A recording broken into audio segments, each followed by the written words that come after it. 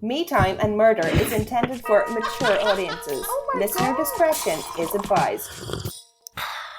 Well, good morning. It is morning. This is the first time I've recorded in the morning, and I'm so tired. I am drinking coffee, and again, I am going to draw a picture on my iPad of today's case. I have bought something else for me time, but I haven't figured out how to use it yet. So I don't know. In the next few episodes, I'll probably do something different instead of drawing. But tell me what you think and what else I could do while telling the crime. Okay. So I know I normally do Irish and British cases only, but today there is a slight British element, which I've probably put in the thumbnail or the title of the episode. It's not very Irish or very British today, but we'll see. We'll see. Okay, so let's get started. So today we are talking about Andrés Escobar.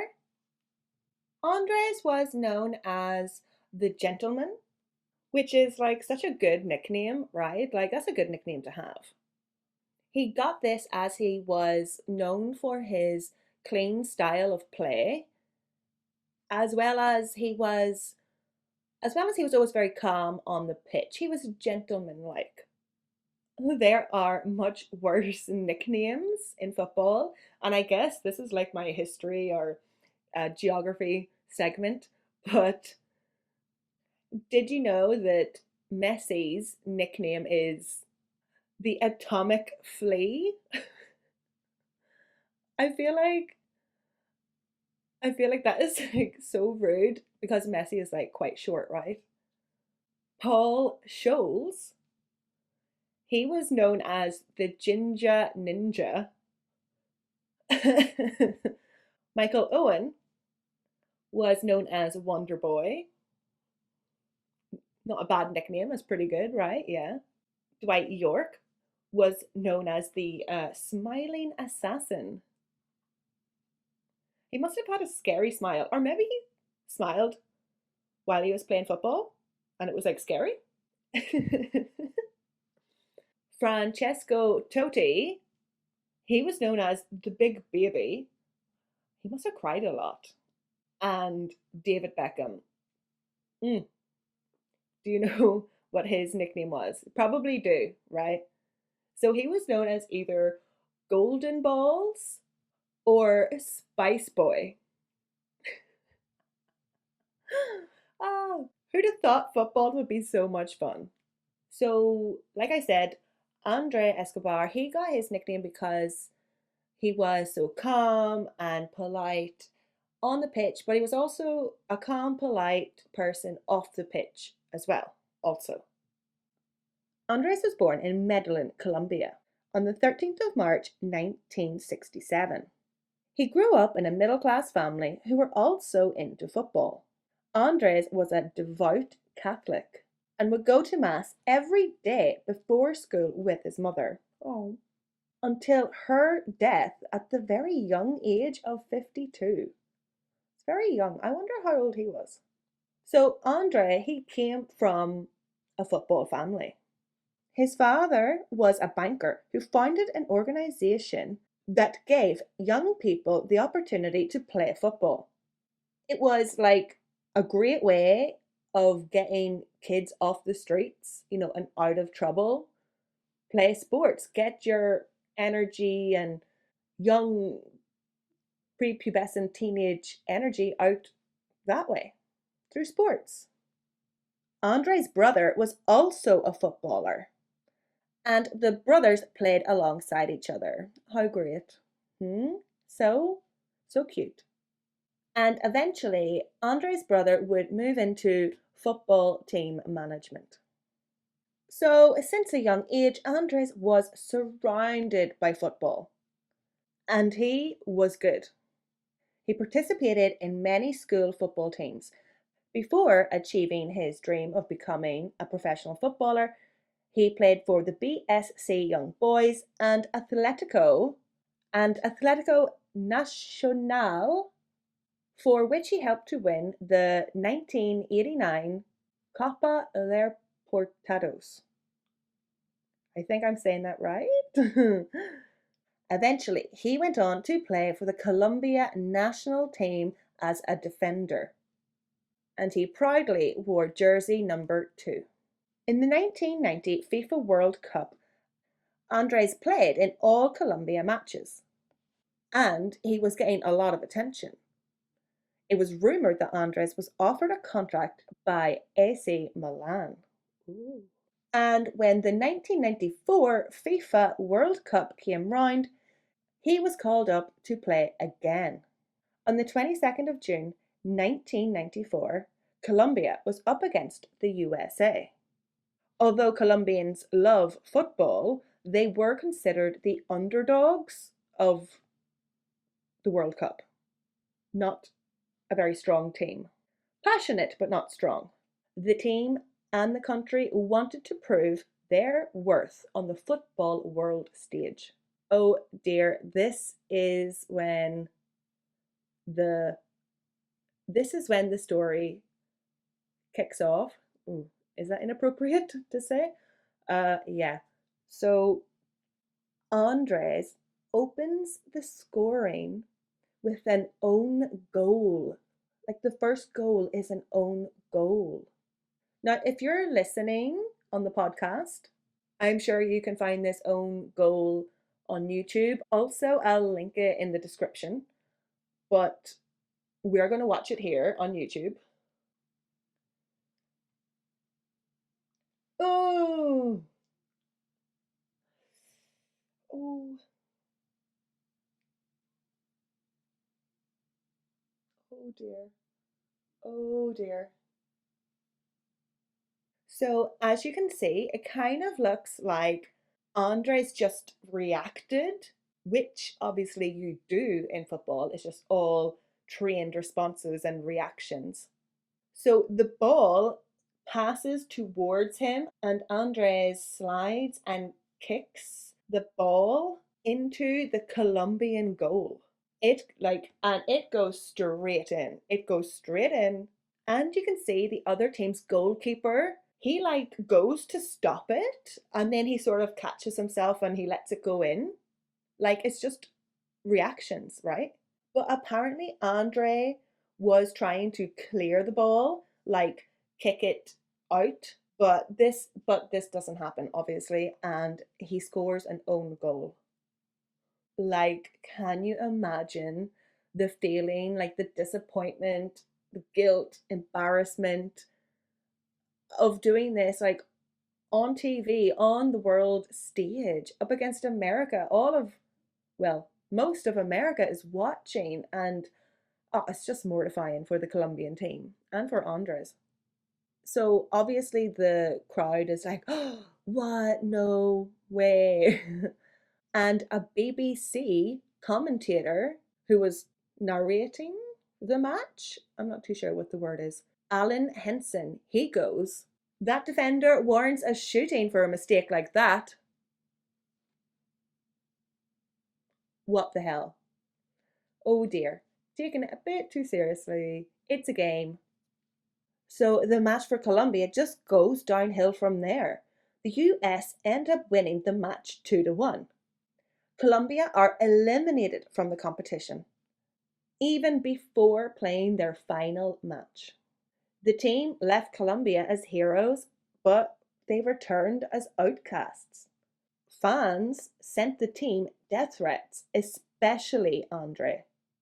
Andres, he didn't take the threat seriously. He knew he was in the bad books, but so he said to the media when questioned about these death threats, he said, in football, unlike bullfighting, there is no death. In football, no one dies. No one gets killed. There is only pleasure. So I think you can see where this is going. Yeah. I know. It's like Obviously, it's not his last words, but it's like famous last words. Ugh, here we go. On the evening of the 1st of July 1994, 5 days after the elimination of Colombia from the World Cup, Andres and his friends went to a bar in the neighborhood in Medellin, his hometown. They seriously needed a night off, so they went to a liquor store before heading to a nightclub. Here, he and his friends split up. At approximately 3 a.m., Andres was alone in his car in the car park of the nightclub when, out of the dark, three men appeared. They began arguing with Andre about football, of course. Things quickly escalated. Two of the men took out handguns. Before Andres could run, escape, or defend himself, Andres was shot 6 times. This part is sick. After each shot, the killer shouted, "Goal." Like, what the hell? Disgusting. Taking somebody's life for football over football over football. The group sped off in a Toyota pickup truck, leaving Andre in the parking lot to bleed out. Andres was found and quickly rushed to the hospital, where unfortunately he died. He succumbed to his injury. He lost so much blood. 6 times he was shot. The murder was widely believed to be a punishment for the own goal, and the very next day, the BBC issued a public apology for Allen's comment. Obviously, he couldn't predict that something like this would happen, but not cool that he said it, especially hindsight. Like, oh, dude. The defender warrants a shooting for a mistake like that. Like, what on earth? Like, no, and Colombia is famous for the drug cartels and thuggery and violence is rampant, especially at this time in the 90s. Andre's funeral was attended by more than 120,000 people. He was loved, much loved footballer. Humberto Castro Munoz, a drug cartel bodyguard in Colombia, was arrested on the night of the 2nd of July, 1994, so later that day, confessing the next day to the killing of Andres. Humberto was a bodyguard for the Colombian cartel, but he also worked as a driver for Santiago Galán, a Colombian drug trafficker. I believe this is all covered in Narcos. I've never watched it. So Santiago had apparently lost like a lot of money. He lost really heavy betting on the outcome of the game. So he was pissed and was blaming Andres. However, when it came to trial, Santiago and the other two men who were at the scene that night at the parking lot were acquitted. Humberto was the only one found guilty or served any time for Andres' murder and was sentenced to 43 years in prison. This sentence was reduced later to 26 years. I mean, 43 years is a lot, but I mean, you killed somebody over football. And 26 is also a lot, so. And Humberto was eventually released on good behavior because he was working and studying in the prison. I don't understand why you should have less time. Like, how does that equate to less time? Like, we're going to let this murderer out early because he was reading, right? That's all studying basically is, right? Reading, you just read and read and read and do a test and read. Like, oh, he can get out early. He read a few books. Uh, uh. So Umberto was released in 2005. And if you do the math, yeah, he only served like 11 years. 11 years. There were rumors that the Gallen brothers had bribed the prosecution office to like redirect the investigation towards Umberto as the trigger man. The prosecutor's office obviously denies this, contending that Umberto was following orders from the Gallen brothers, but they just lacked credible evidence to convict the brothers. Andres Escobar's girlfriend believes this theory, pointing out that Umberto killed a well respected national celebrity and only served 11 years. Another cruel twist in this story is that Andres Escobar himself had worked so hard to promote a more positive image of Colombia. We're not all gangsters and involved in the cartel. He was the gentleman off the pitch also. The country loved him and he was a role model. His murder tarnished the image of the country internationally, making Colombia look like hot-headed thugs. An image Andre worked hard on improving. Every year, people honor Andres Escobar by bringing photographs of him to football matches. In July 2002, 8 years after the murder, the city of Medellin unveiled a statue in honor of Andres Escobar. His memory and his legacy will never be forgotten.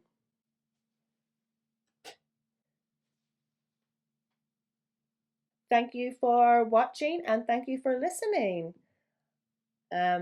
Very sad story. Slan.